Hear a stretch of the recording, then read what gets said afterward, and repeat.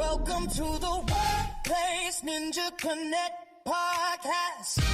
Straight from the community event in the Netherlands. Smart conversations, sharp insights, and stories worth sharing. This is the Workplace Ninja Connect podcast. Welcome back at a new podcast recording, whatever it... Podcast. Yeah, podcast, a video podcast. Yeah. My name is Frans Oudendorp and I'm co-hosted by... Michel van Vliet. Again, Yeah, still, fourth time of the day. Yeah. And last recording of the day. Yeah, as well. Yeah. Still going strong? Yeah, a bit. So we need to break up after this one and then we're moving into Belgium. MC to MC, and I think the guys that we have onto the table are going with us. Yeah. So they have to present tomorrow as well. So last topic. Yeah. What are we going to do? What are we gonna do? Yeah, we're gonna talk about some stuff. Yeah. Ask some questions to people. Shall we first introduce them? Let's do that. That's a good idea. Okay. Our guests are two people who get suspiciously excited about identity security and automation. One of them has been breaking up with VPNs before it was socially acceptable. The other dislikes ClickOps so much he refuses to use a microwave because it doesn't have an API. Both live in northern Germany, both love Microsoft security, and both firmly believe that manual work is just automation waiting to happen. Welcome, Christopher Brumm and Fabian Bader. Yeah, Thank you very much. Yeah. Bader. Yeah, it's Germany. It's not Bader. It's not that. It's not English. Bader. Okay. Yeah. Yeah. Sorry. So good? let's start. We already know each other for a long time, Fabian. But can you do a short intro of yourself? Yes, of course. Happy to. Yeah, I'm Fabian Bader. I live and work in Hamburg, Germany, and I'm there for the last, I think, 20-something years in the IT industry, doing a lot of security, identity, all that stuff, and also a lot of automation. So what you said there, I think it's right. And we talked right before this recording. We talked about age, but if you are already for more than 20 years in IT, I think we are compared to a bit to each other. Most of the time we both work together, right? Yeah, that's true as well. Yeah. Chris, who are you? Yeah, I'm Chris. I live also in Hamburg. I was born there. I am doing IT security for 17 years now or so. Yeah, Almost 20. Luckily, most time with Fabian together. I work for Glückania. We are part of the security team, doing SOC services, love identity security, and networking stuff. Still networking. It's back. We are doing Entra ID, security. Entra ID is part of security, and then Microsoft does something weird to put GSA, Global Secure Access, as part of identity. Isn't that weird? No. I was I was very excited when I heard, okay, we want to do some identity-centric network stuff. And I saw the chance that I can recycle some of my old knowledge and retire some VPN I've built 15 years ago. Yeah, and then everything comes back in 2025, 2026. Yeah, let's see how long. What is your opinion? Is Global Secure Access or VPN or what is it? Zero Trust networking, is that legacy, or should we deal with that for the upcoming years? I think there are two parts. At the moment, this is something we have to deal with.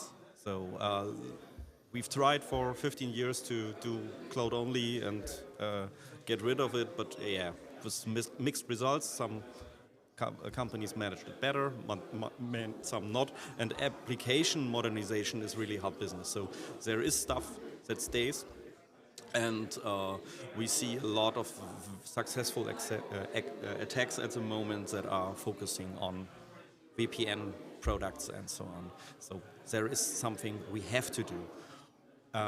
On the other hand, doing security only identity and device-centric is also not enough, we've learned. So there are some, token replay scenarios that we only can cover when we bring in the networking stack. So it will stay, I think. Yeah. What's your opinion from a security perspective, Fabian? VPN. Yeah, I guess VPN, as in like we have this concept of getting into somewhere and then we can just roam free. This should be over. But like microsegmentation in networking and security is nothing really new. So we had this for many years, but it was never properly implemented. There was missing puzzle pieces, basically bringing this easier together. And with GSA, it's finally coming together in a way that somebody can actually manage it in a day-to-day business. And even if you don't have your legacy on-prem application that needs this private access part of it, the whole internet access and especially the Microsoft part of it, I think that is looking very promising from a security perspective, adding something like a compliant network into the mix of our whole zero trust strategy, not only device compliance, but now also making this tunnel to Microsoft a compliant and verified identity-centric thing. That is really great. What is, in your experience, currently the most the trigger that moves companies from VPNs to GSA, for example? For some of them, it's really that they have security problems with their vendors. Yeah. So one of my customers had the problem that they have to move their VPN completely offline because it was hacked and they didn't get patches for it so far. Vulnerable, yeah. But many networking teams at customers have that microsegmentation, ZTNA topic for a long, long time on their lists. Yeah. And Microsoft is not the only one in that area, so there are a lot of projects. And I think a lot of companies see, okay, there is a Microsoft solution now, and we can work with the investments in Intune and Entra we already did, and we have a good manageable, integrated solution. That's also a trigger for many companies. And you were one of the people that were on the early preview of GSA. What were the biggest misconceptions people had going into first migration and moving away from traditional VPNs? I think people overestimating their insights about how the networking stuff works and what the users are doing. So usually I always start the conversation with, okay, should we go that quick access route and then move to a microsegmentation, or should we start from scratch? Yeah. With and we always start with that, let's do the full microsegmentation from day one, and we implement the quick access part at the end of the discussion. Yeah. So, and we had, that was the second part, but this was also, we had missing features like intelligent local access, that we had capacity problems and latency problems, because I myself underestimated how much traffic printers can generate. And people still print today. So. Yeah, a lot. Yeah. Yeah. And to be honest, how many customers that are migrating away from the traditional VPN try to keep their VPN just in case? Yeah. I think it's understandable that you want to have a second option. Yeah. For one of my customers, they have their Azure VPN still running, but they're not using it, and they can scale it if it's really needed. But it's in this situation for, I don't know, half a year or so, and maybe in the next days we can retire this also, or maybe keep it. So it's up to them. But it's not that easy to really retire something. I agree. Yeah. And there are a lot of use cases that you won't mention in the first instance. Like, okay, there is that consultant or that supplier, a partner. How can I bring them in to replace really everything? It's the long tail part. And talking about customers, consultants that you hire with the new B2B Yes. guest access, I think that one is solved at the moment in preview, but Yeah, for a big amount, it is solved with a B2B feature. We are missing a bring your own device feature yet, and but there are also options with AVD or Windows 365 that you can use. So I think at the moment we have options and we can solve most of the things. And last thing to mention, I did also, we had contact for one of our customers that have implemented GSA for private access. Intelligent local access was really important. And the last client luckily solves a lot of problems that we had there. So Microsoft is evolving the functionality within GSA. It's going quickly. What is for you the most important thing to use intelligent local access?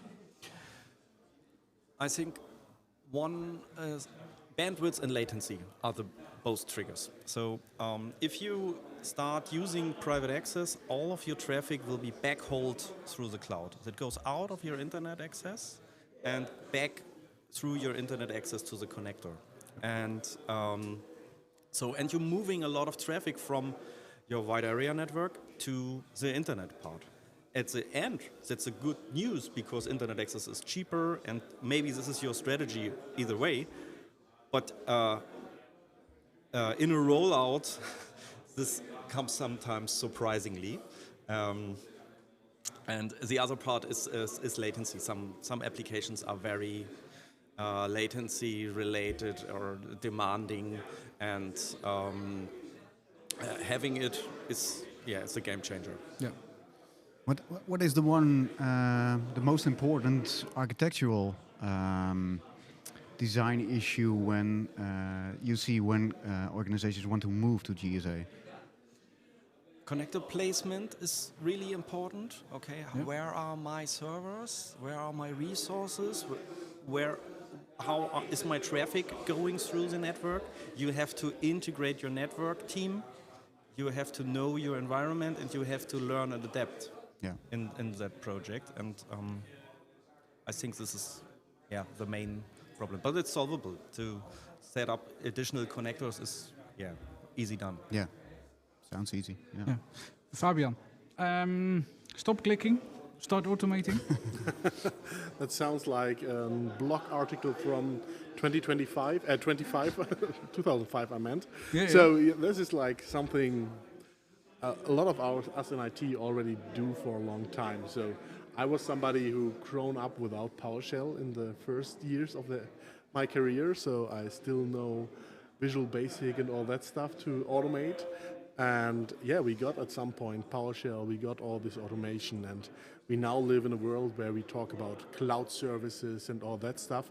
And automation should be something that is first and front for all cloud services, at least in my opinion.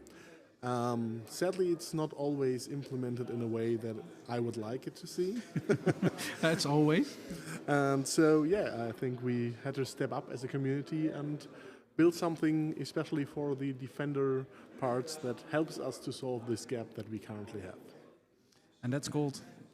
XDRInternals. It's a little module that Nathan McNulty and I built, and hope that others will join in and build it out even more.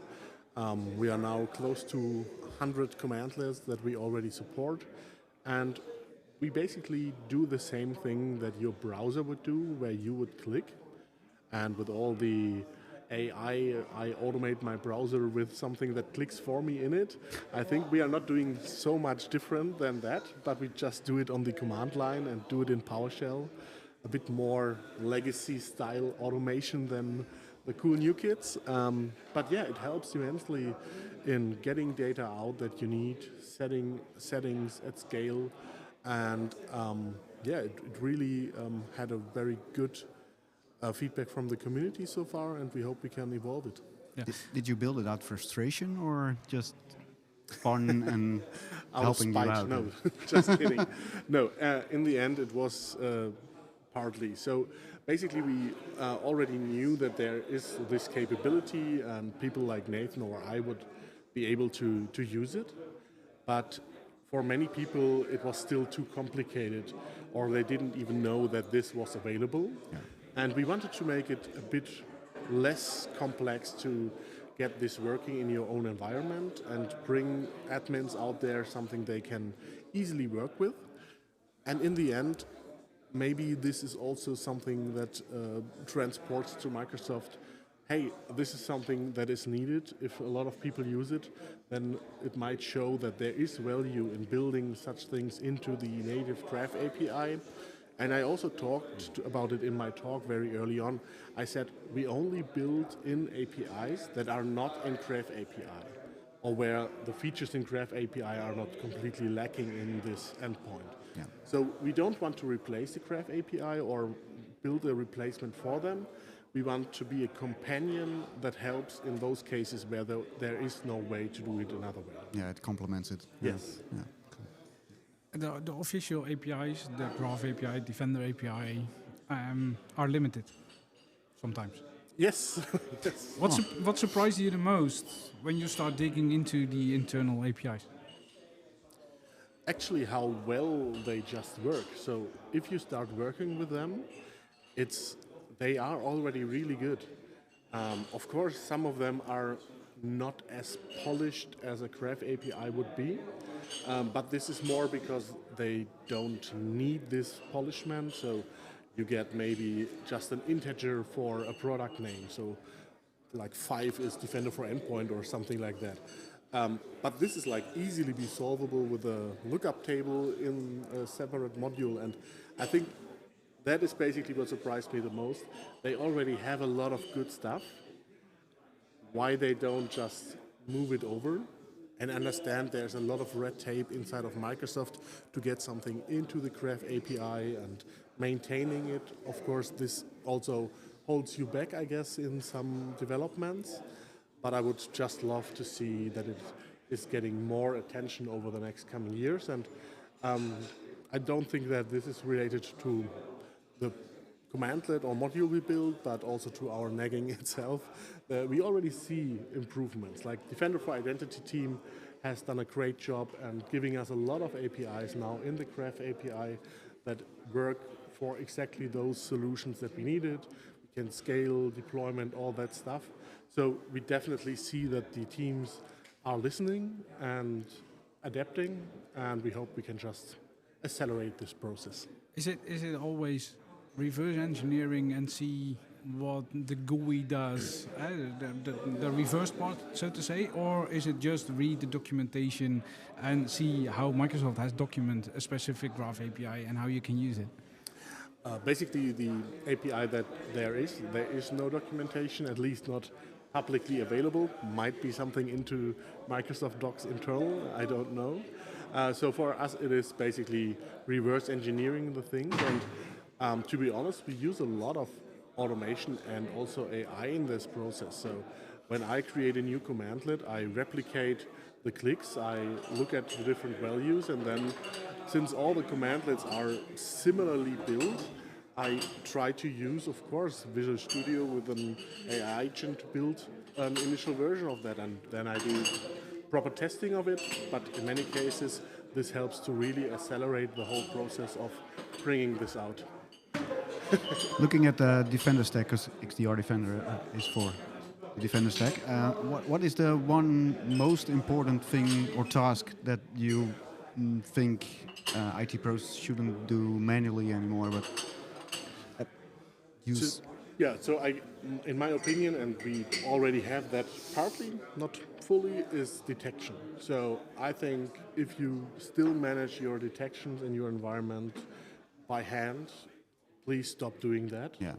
Get them into some GitHub repo or any other version controlled system and have it be deployed by automation. This makes sure you have quality control, you can build a lot around that, and especially for detections, it's super crucial that they are on point. You don't want to make an error or copy-pasting something in there that does not work or is not working as expected. And you also want to make sure that changes are easily trackable. And this is not something the UI is giving you, but a Git system is easily giving you, and combining those two, it's great. We had it for a long time in Sentinel. We have it since 2 years, partly in the Defender stack, and it's coming more and more. Yeah. How important is automation for you, Chris? I have two answers for what Fabian just described for us. So our team, as a SOC provider, for us it's absolutely mandatory to manage that stuff that way. And have a life cycle on detection engineering. If you have a big amount of environments, then it's absolutely mandatory, necessary to have this kind. For the other part, for the projects part, for the GSA part, we've tried to automate the deployment of the Entra network connector, so the parts that you need to install in your data center and so on. It's a nightmare. Yeah. An absolute nightmare. So, and there is, thank you for giving me the chance to point this out again. Please do something, Microsoft. So I see a new module coming up. Yeah. You need to have, for the first connector, you need to do a login with a global admin from a server to register that machine. And serious? I know the problem because we tried it as well. So maybe we need to organize something to realize some PowerShell module or something. We managed a part of it and work around this, and especially our colleagues in the Azure area try to use scaling sets and all of this. But it's terrible. It's at the moment. Yeah, it's terrible. Yeah. There is room for improvement. Yeah. What is the Fabian? What is the biggest risk today? Lack of tooling or lack of skills to automate securely? Wow. So I wouldn't go the route saying that we have lack of experienced people out there. We don't have maybe enough people out there, but this is something that is always a problem, I think, in specialized areas like security or IT in general. So we have to somehow enable those people to do, how did Microsoft say it? Do less with more, or do more with less, something like that. And automation is definitely something that can achieve that. And automation, that could be a PowerShell script, and I'm just that way that I do a lot of this, but in the next step, we are talking agents and all that, and they also need some API. If you're talking to an MCP server, that's an API in the backend. So there must be something that translates this over, and having defined and clear ways to communicate, that is really important. So I would say lack of tooling in the way of automation, that is definitely something that can be a problem for large companies. Yeah. If we look at the future, is there, for both of you, is there something that you're, one capability or shift that you're excited about for us in the future that's coming?